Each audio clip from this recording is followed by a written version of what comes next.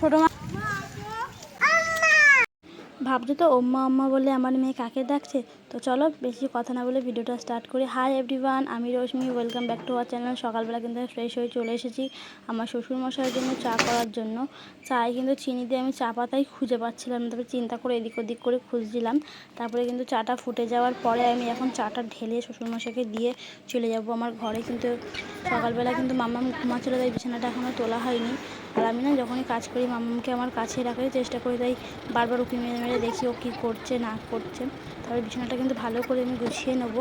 এখন দেখো আমি বিছানা গোছাচ্ছি, ও কিন্তু চেয়ার নিয়ে ঠিক আমার কাছে দেখছে যে আমি কি করছি না করছি। তারপরে কালকের মামামের কিছু বাসি জামা কাপড় আছে, সেগুলো আমি এখন বাইরে বের করে দেবো। বের করে দেওয়ার পরে কিন্তু আমি আমার ঘর আর বারান্দাটা ঝাঁট দিয়ে নেবো। ছোটো বাচ্চা থাকলে না বারবার ঝাঁট দিলেও যেন ঘরটা পরিষ্কার হয়। তারপরে আমি রান্নাঘরে কি দেখলাম মামামের জন্য কী করা যায়, তাই মামামকে কিন্তু আমি পাশে বসিয়েই কিন্তু সবজিগুলো কেটে নিচ্ছি। সবজিগুলো কিন্তু আমি একটু বড়ো বড়ো করে কেটেছি। তারপরে আমি প্রেশার কুকারে সব সবজিগুলো দিয়ে আজকে কিন্তু মামামের জন্য খিচুড়ি বানাবো। তারপরে এই যে ফ্রুটির বোতলটা দেখছো না, এতে কিন্তু ফ্রুটি নেই, এতে কিন্তু মামামের ওয়ারেস জলটা না আমি ঢুকিয়ে দিচ্ছি। ও খায়নি বলে নষ্ট হয়ে যাবে, তাই আমি এখানে খেয়ে নিচ্ছিলাম আর কিছু বাসন গুছিয়ে নিচ্ছিলাম। তারপর দেখো এসে দেখছি ও কিন্তু খেলা করছে।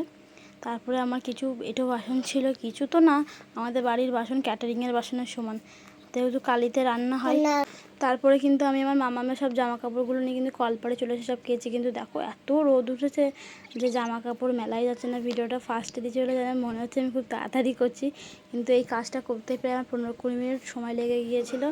তারপরে কি এত রোদ্দুর, তারপরে আমি জামা কাপড় মামামের জামা কাপড় যেহেতু ছোটো মানুষ ক্লিপ দিয়ে দিই, আর বোতলগুলো না নোংরা তাই পরিষ্কার করতে বের করেছি। তারপরে বাসনগুলো মেজে নিচ্ছি এখন আমি। দেখো বললাম না ক্যাটারিংয়ের বাসন সমান। তারপরে এখানে আমি জল ভরে ফ্রিজে রেখে দিই। মামামের জন্য কিন্তু আমি ওয়ারেস জল করে রেখে দিচ্ছি। ও কিন্তু ওর পিপির বাড়িতে খেলা করতে গেছে, আসলে কিন্তু ওকে খাইয়ে দেবো। তার ফাঁকে যেহেতু আসছে না বলে আমি কিন্তু ঘরটাও মুছে নিয়েছি, যাতে স্নান করার পর আর কিছু না করতে হয়। আর এখানে কিন্তু আমার ছোটো ভাগনা স্কুলে না গিয়ে বসে বসে খেলা করছে। এরই মধ্যে কিন্তু আমার মেয়ে চলে আসে। মেয়ে আসার পরে ও কিন্তু দেখো জল খেতে গিয়ে না পুরো জামাটাই ভিজিয়ে ফেলেছে।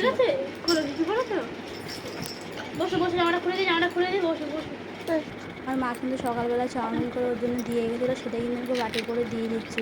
ও কিন্তু না একবারই খেয়ে দেখো আর খাবে না। তারপরে ওকে জল খাইয়ে দিলাম।